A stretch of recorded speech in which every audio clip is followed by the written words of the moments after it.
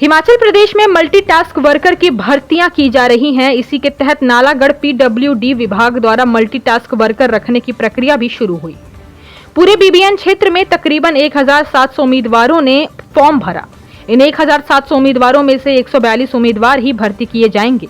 इन उम्मीदवारों के physical test भी करवाए जा रहे हैं, जिसमें मेल उम्मीदवार को 50 किलो सीमेंट की बोरी उठाकर तकरीबन 50 मीटर दूरी 60 सेकंड में तय करनी है और फीमेल उम्मीदवारों को 25 किलो सीमेंट की बोरी उठानी पड़ेगी। जानकारी के मुताबिक बेरोजगारी के चलते ग्रेजुएट व पोस्ट ग्रेजुएट बच्चे मजबूरीवश मल्टीटास्क वर्कर के लिए अपना फॉर्म भर रहे हैं। मजेदार बात तो यह है कि यहाँ क्वालिफिकेशन कोई मायने नहीं रखती, क्योंकि उम्मीदवार 8वीं पास होना चाहिए, लेकिन ग्रेजुएट बच्चों द्वारा मल्टीटास्क वर्कर के लिए अप्लाई करना यह दर्शाता है कि देश में बेरोजगारी कितनी बढ़ गई है और प्रदेश सरकार पढ़े लिखे नौजवानों को नौकरी देने में असमर्थ नजर आ रही है। अब सोचने वाली बात यह है कि सारी उम्र इन बच्चों ने मेहनत करके पढ़ाई की, परंतु सरकारों द्वारा नौकरियां न देने के कारण पड़े पैच। अब सोचने वाली बात यह है कि सारी उम्र इन बच्चों ने मेहनत करके पढ़ाई की, परंतु सरकारों द्वारा नौकरियां न देने के कारण पढ़े लिखे बच्चों को भी 8वीं पास के साथ कंपटीशन लड़ना पड़ रहा है और सीमेंट उठाना पड़ रहा है। कांग्रेस प्रदेश सचिव योगेश्वर राणा ने बीजेपी की नीतियों को जमकर कोसा। उन्होंने कहा कि बीजेपी ने नौजवानों के लिए नौकरियां का कोई प्रावधान नहीं किया है, इसीलिए आज पढ़े लिखे नौजवान भी मजबूरीवश मल्टीटास्क वर्कर, जिसमें मात्र 4400 महीना तनख्वाह है, उसमें भी भाग ले रहे हैं। उन्होंने नौजवानों से अपील की है कि एकजुट होकर सरकार की नीतियों का विरोध करें।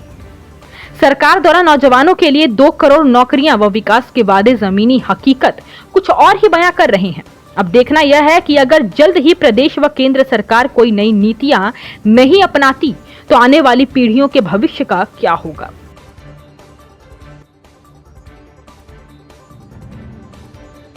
हाँ जी सर, ये मास्टिक टास्क वर्कर की चल रही है, आल हिमाचल में चल रही है। तो हम डेली 100-200 बंदा निकाल रहे हैं। 1700 कुछ एप्लीकेशन आई हुई हमारे पास। हम डेली 200-250 एज पर गवर्नमेंट की जैसे इंस्ट्रक्शन है उसके मुताबिक निकाल रहे हैं। इनका हम जो गवर्नमेंट के आदेश है, ओरिजिनल डॉक्यूमेंट चेक करते हैं जी पहले, फिर उसके बाद ये फिजिकल टेस्ट लेते हैं। फिजिकल में मतलब सीमेंट की पूरी? हाँ जी।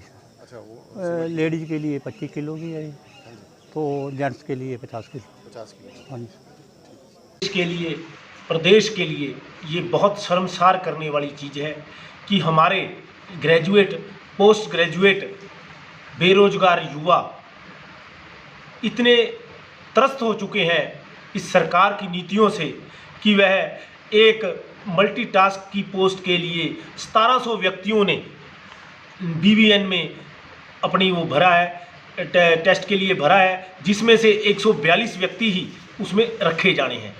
इससे हमारे प्रदेश में, हमारे बीबीएन में बेरोजगारी के स्तर का पता चलता है।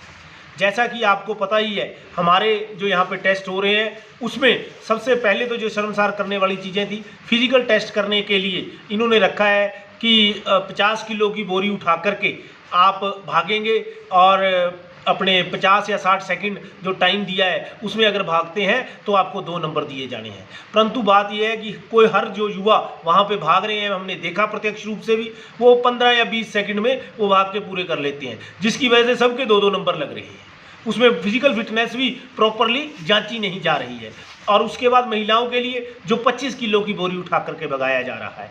ये देश की जो हालात है, देश में जो बेरोजगारी का स्तर है वो इतना निम्न हो चुका है, बेरोजगारी इतने लेवल पर पहुंच चुकी है कि हमारे जो लोग हैं वो ग्रेजुएट, पोस्ट ग्रेजुएट भी वो सड़कों पे बोरी उठाने के लिए तैयार हैं। और बीटेक लड़के मैंने देखा बोरियां उठा के भाग रहे हैं, जिनकी जो क्वालिफिकेशन है वो जेई एसडीओ लेवल की है, वो भी वहाँ पे एक मल्टीटास्क वर्कर, और तनख्वाह कितनी मिलनी है उनको? 4400 रुपया। तो यही हमारे जो प्रदेश और देश की जो सरकारों की नीति है, मैं इसकी कड़े शब्दों में आलोचना करता हूं और कहता हूं कि हमारे युवाओं को रोजगार देना ही होगा, तभी देश की तरक्की हो सकती है। और इसी रूप में आप पहले देखें, ये भाजपा की सरकार ही थी जिसने ओल्ड पेंशन स्कीम बंद की। अब इन्होंने नई पॉलिसी लेकर के आए, अग्निपथ। एक आर्मी ऐसी रह गई थी जिसमें हमारे युवाओं को पेंशन स्कीम मिलती थी, इन्होंने उसमें भी अब ओल्ड लगा करके नई अग्निपथ स्कीम लगा करके तो उसमें भी इन्होंने पेंशन खत्म करने का कार्य कर दिया है। ये प्रदेश और देश की नीतियां बहुत ही गलत तरीके से चलाई जा रही हैं। मेरा तो सभी अपने युवा साथियों को, बेरोजगार भाइयों को यही अनुरोध है कि एकत्र होकर के इस मौजूदा सरकार के खिलाफ लड़ाई लड़ें, ताकि जो हमारे साथ ये अनदेखी व अन्याय हो रहा है उसका हम सामना कर सकें। बाकी जो हमारे बीजेपी के मित्र जो अशोका चक्र पर शेर की चित्र को बदलकर वो बताते हैं कि अब हमारा शेर दहाड़ रहा है, हमारा शेर दहाड़ नहीं रहा। बेरोजगारी और गरीबी की वजह से वो चिंगाड़ रहा है देश का नौजवान। ये भाजपाई हमारे दोस्त इस चीज़ों का भी फायदा उठाना चाहते हैं। चित्र बदल दिया हमने जी, वो कर दिया। ये ड्रामे अब देश का युवा नहीं सहन करेगा। इन ड्रामों से देश उब चुका है।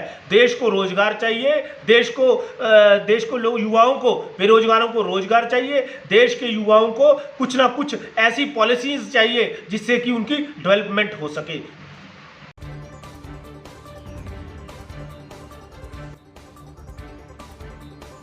हिमाचल प्लस न्यूज के लिए नालागढ़ से सुरेंद्र सिंह की रिपोर्ट।